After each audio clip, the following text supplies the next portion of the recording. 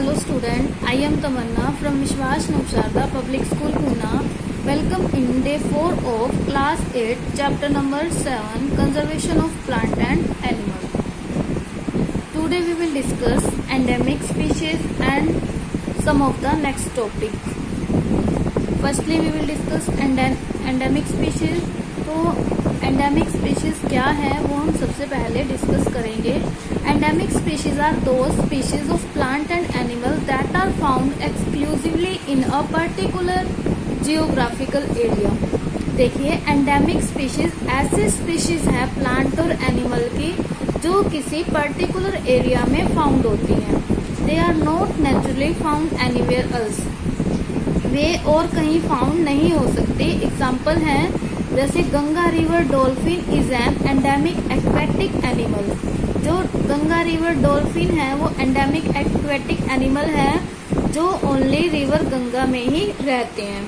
Asiatic lion, जो Asiatic lion है वो ऐसी एंडेमिक स्पीशीज हैं जो ओनली गिर नेशनल पार्क में ही मिलते हैं.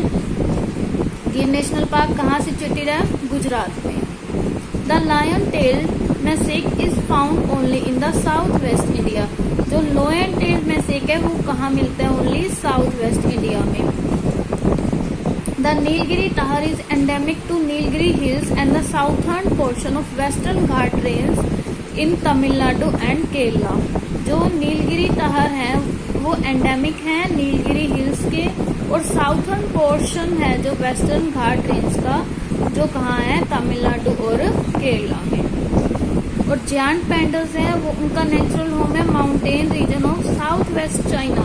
जो साउथ वेस्ट चाइना है वहां पर क्या पाए जाते हैं? जायंट पैंडा.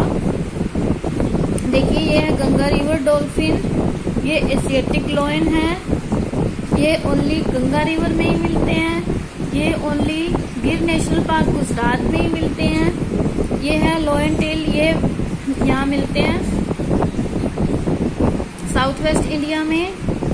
ये नीलगिरी टाहर ये कहाँ मिलते हैं? Southern portion of western Ghat range in Tamil Nadu और केरला में. Next is sal and wild mango are two example of endemic flora of Pachmarhi biosphere reserve. जो साल और वाइल्ड मैंगो है ये दो एग्जाम्पल हैं एंडेमिक फ्लोरा के जो कहाँ मिलते हैं? पंचमढ़ी बायोस्फीयर रिजर्व में. देखिए, Andaman and Nicobar island contribute at least 220 endemic plant in India. Andaman और निकोबार में 220 एंडेमिक प्लांट हैं. Endemic plant and animal are at a regular risk. देखिए, ये क्या है? ग्रेट रिस्क पर है. जो एंडेमिक प्लांट्स हैं वो किसकी वजह से? क्योंकि वो एक्सटिंक्ट होने वाले हैं, इसकी वजह से वो ग्रेटर रिस्क पर है.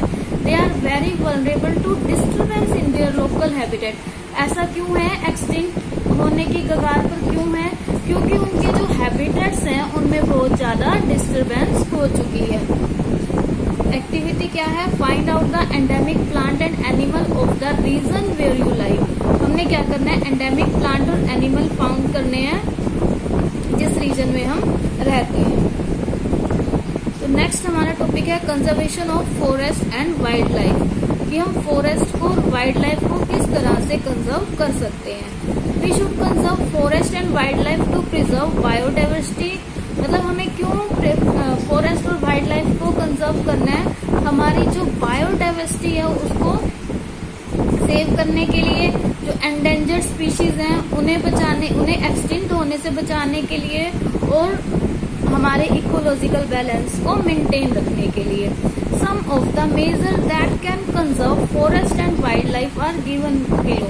मीन्स कुछ ऐसे आइडियाज जिनसे हम क्या कर सकते हैं? हमारे फॉरेस्ट और वाइल्ड लाइफ को सेव कर सकते हैं. तो फर्स्ट क्या है? अफॉरेस्टेशन. अब अफॉरेस्टेशन का मीनिंग क्या है? देखो, जैसे रीफॉरेस्टेशन क्या होता है? सॉरी, हमने पहले डिफॉरेस्टेशन पढ़ा था. डिफॉरेस्टेशन फॉरेस्ट का काटना हो गया. तो अफॉरेस्टेशन क्या है? कि planting more and more trees. Planting of tree in a forest is very important part of conservation. मतलब कि प्लांट को कंजर्व करने का बहुत अच्छा आइडिया है. Afforestation means planting more trees. at least as many trees as we cut. मतलब कि अगर मान लो हमने एक पेड़ काटा तो उसकी जगह हमें एक लगा देना चाहिए, ताकि जो हमारी ग्रीनरी है वो बची रहे हमारी फ्यूचर के लिए। नेक्स्ट है प्रिवेंटिंग फॉरेस्ट फायर। हम क्या कर सकते हैं, फॉरेस्ट फायर को प्रिवेंट कर सकते हैं। कैसे? Forest fire must be checked by various advance technique like spraying fire extinguishing solution from aircraft और by changing the direction of fire by using strong blowers. देखिए हम क्या कर सकते हैं, फॉरेस्ट फायर को किस तरह से प्रोटेक्ट कर सकते हैं। हम एडवांस टेक्निक की हेल्प से चेक कर सकते हैं कोई भी सॉल्यूशन स्प्रे करके, जिससे हमें फायर का पता लगता है। अगर मान लो कि वाइंड की डायरेक्शन है वो इस फॉरेस्ट की डायरेक्शन में है, जिसकी वजह से फॉरेस्ट फायर हो सकती है, हम क्या कर सकते हैं, उसकी डायरेक्शन को चेंज कर सकते हैं। प्रिवेंटिंग ओवरग्रेजिंग, मतलब overgrazing must be control to save forest. Forest को बचाने के लिए ओवरग्रेजिंग को भी रोकना पड़ेगा। Grazing animal eat young trees. जो ग्रेजिंग एनिमल है वो यंग ट्रीज को खा जाते हैं और उनके लीव्स को डिस्ट्रॉय कर देते हैं, या फिर जो लोअर ब्रांचेस होती हैं प्लांट्स की उनको नष्ट कर देते हैं। इंज्योर रूट्स, कुछ छोटे छोटे पेड़ हैं उनको तो विद रूट्स वो उखाड़ देते हैं अपनी ट्रंक्स के साथ। डू यू नो वन महोत्सव प्रोग्राम? आपको पता है कि वन महोत्सव प्रोग्राम स्टार्ट किया गया है इंडिया में, किस लिए? ताकि हम अपने लॉस्ट हुए फॉरेस्ट को कवर कर सकें। It is celebrated every year. हर साल मनाया जाता है ये कंट्री में फर्स्ट वीक ऑफ जुलाई में। During this period lakhs of sapling of different trees are planted all over the India. मतलब कि इस दिन क्या किया जाता है, इस वीक में क्या किया जाता है कि बहुत सारे ट्रीज उगाए जाते हैं पूरे इंडिया में। केयर फॉर एनवायरनमेंट, कि हम हमारे एनवायरनमेंट की केयर किस तरह से कर सकते हैं। It takes 17 full grown trees to make 1 ton of paper. हमें पता है कि 1 टन पेपर के लिए कितने चाहिए, 17 फुल ग्रोन ट्रीज चाहिए हमें। तो therefore we should save paper, हमें पेपर को सेव करना चाहिए। Paper can be recycle 5 to 7 time for use. मतलब कि एक पेपर को 5 से 7 टाइम के लिए रिसाइकिल किया जा सकता है। If each student save at least 1 sheet of paper in a day. मतलब कि अगर एक स्टूडेंट एक शीट पेपर की एक दिन में बचा रहा है, तो इस तरह से हम बहुत सारे ट्रीज को सेव कर सकते हैं। By saving paper we will also save energy and water use in making paper. अगर हम पेपर को सेव करेंगे तो हम एनर्जी को भी सेव करेंगे। कौन सी एनर्जी? जो पेपर बनाने में यूज होगी। वाटर को भी सेव करेंगे। कौन सा वाटर? जो पेपर बनाने में यूज होगा। देखिए white board paper recycling machine, मतलब white board paper recycling machine क्या है? It convert waste paper into toilet paper. जो वेस्ट पेपर है उसको टॉयलेट पेपर में कन्वर्ट किया जाता है। Waste paper is fed into the machine hopper. The machine process waste paper into pulp using hot water. The machine then remove the foreign particle. मतलब उसके अंदर देखो क्या यूज होता है, गर्म पानी का यूज होगा, पल्प तैयार हो जाएगा पेपर से, तो फिर जो फॉरेन पार्टिकल है वो रिमूव हो जाएंगे, फिर से ड्राई होगा, कंप्रेस होगा फिर से पल्प में, फिर उस पल्प से शीट बन जाएंगी और रोल हो जाएगा टॉयलेट पेपर में। This green invention could save about 60 केदार trees in a year.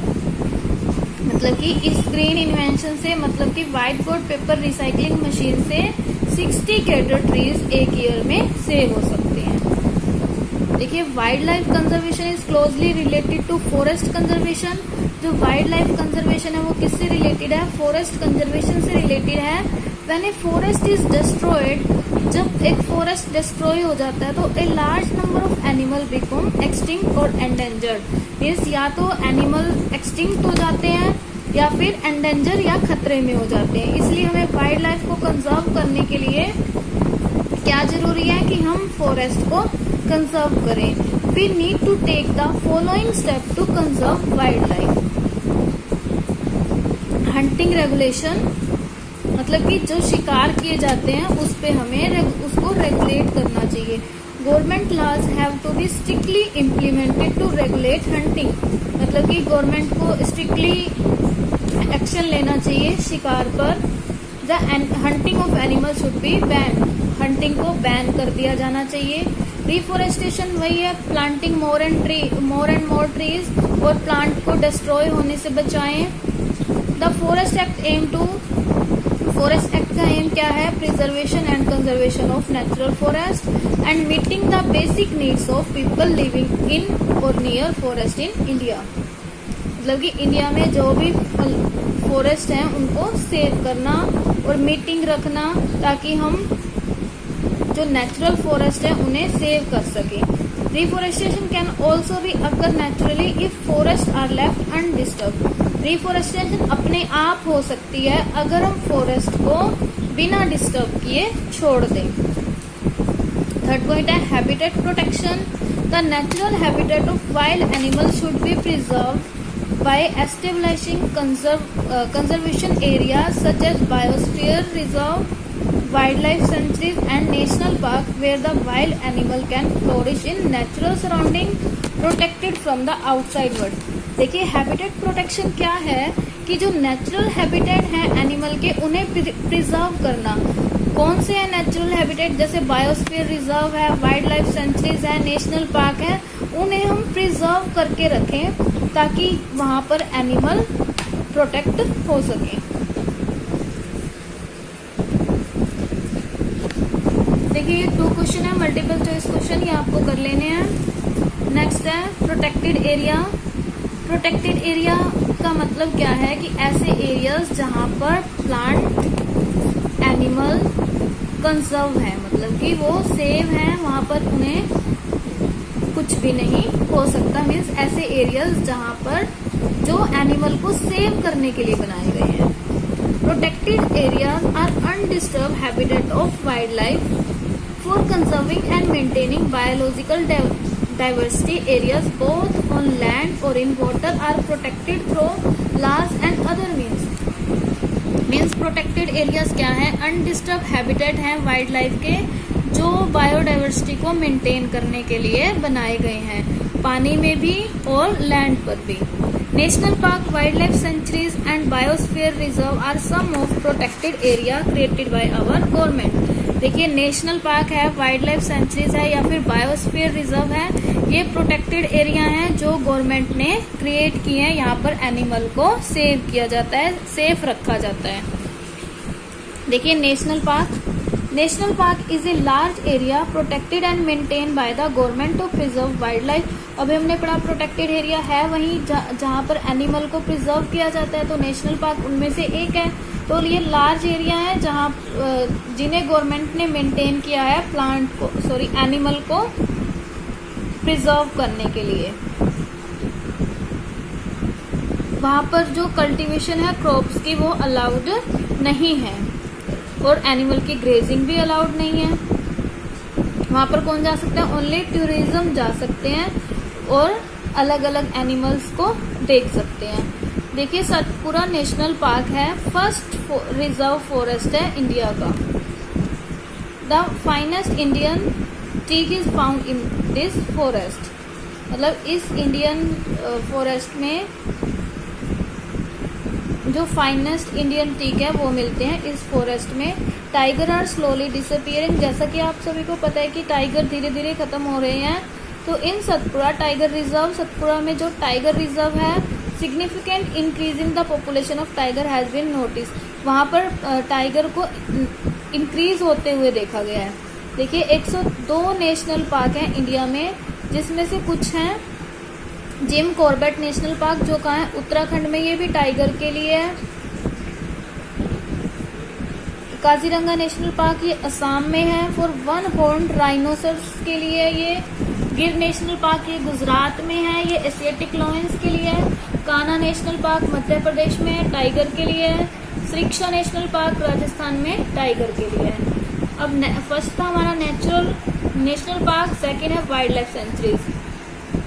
It is an area that is strictly reserved for the protection of wildlife in their natural habitat. Means ये ऐसे area हैं जो natural habitat को protect करते हैं। ठीक है, देखिए tiger, lion, rhinoceros, elephant, peacock, Indian bison, crocodile, cobra, snow leopard, ibex, deer, wild ass, yak, ये सब है। देखिए यहाँ पर इन्हें सेव करने के लिए जो वाइल्ड लाइफ सेंचुरीज हैं वो बनाई गई हैं। जिस एनिमल के लिए जहाँ है उसे उस प्लेस पर ही शो किया गया है।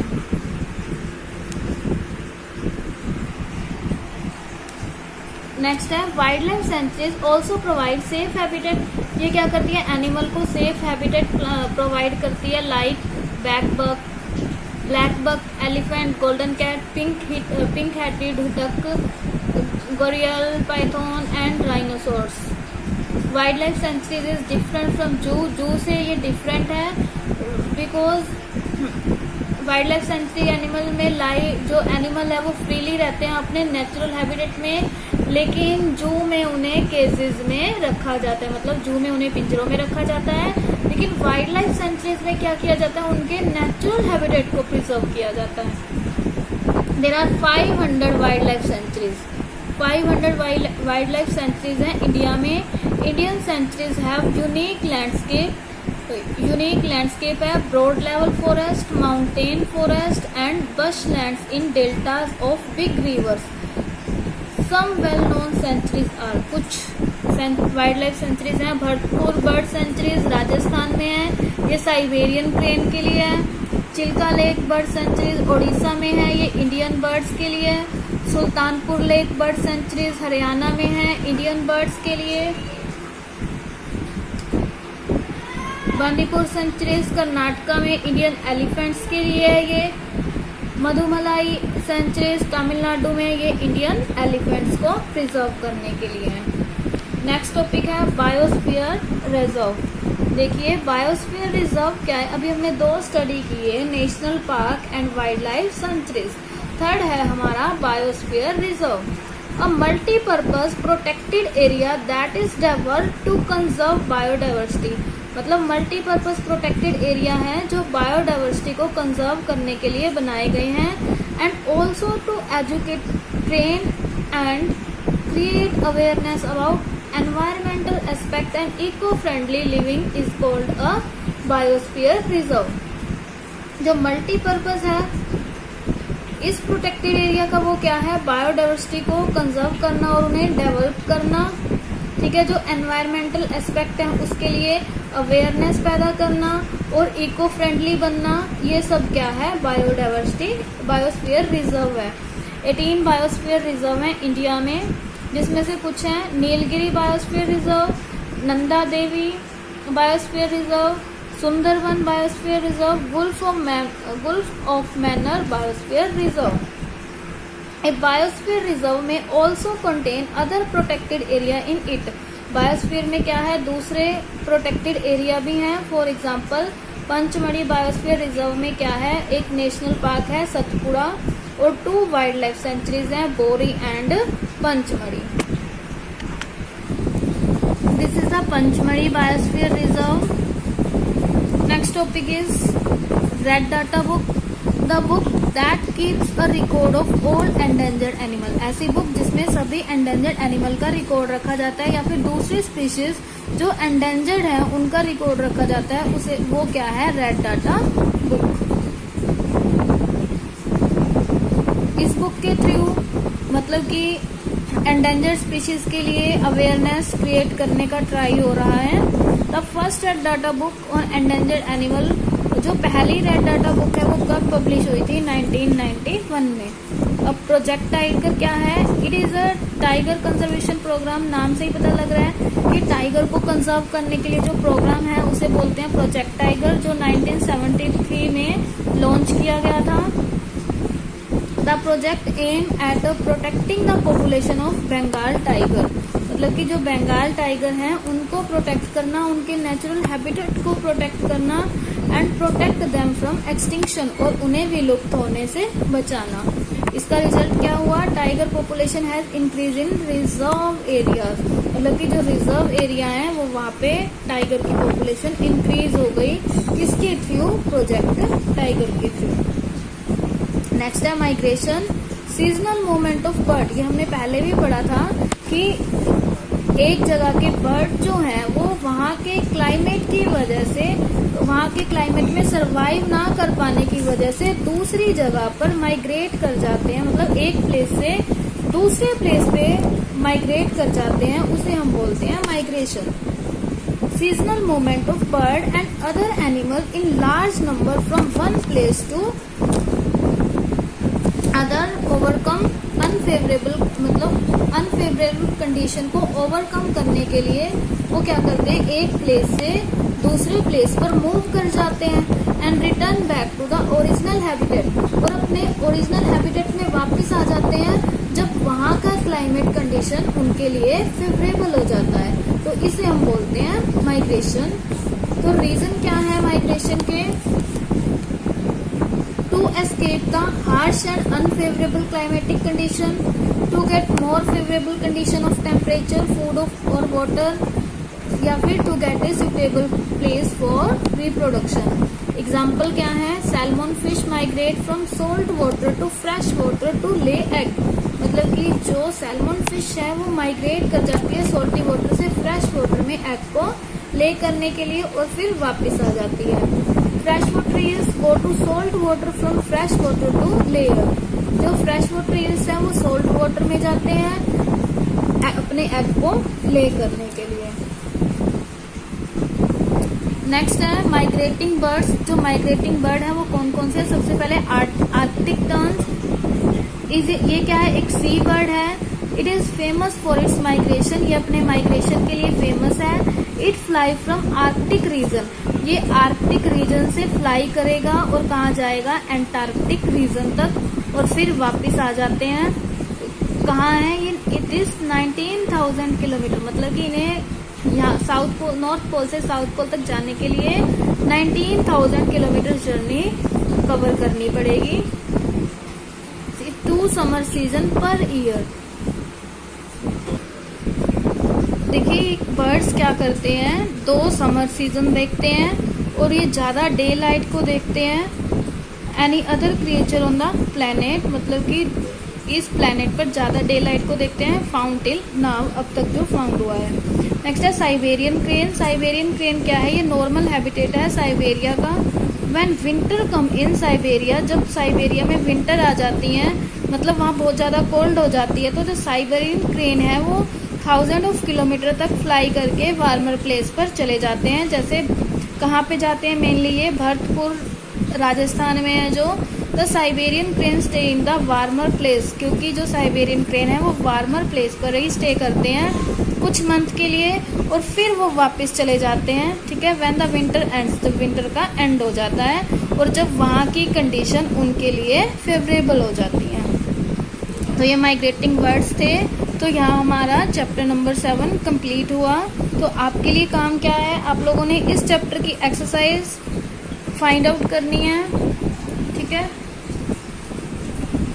और जो क्वेश्चन आपको समझ ना आए तो वो आप पूछ सकते हो। Thank you, bye bye, keep studying.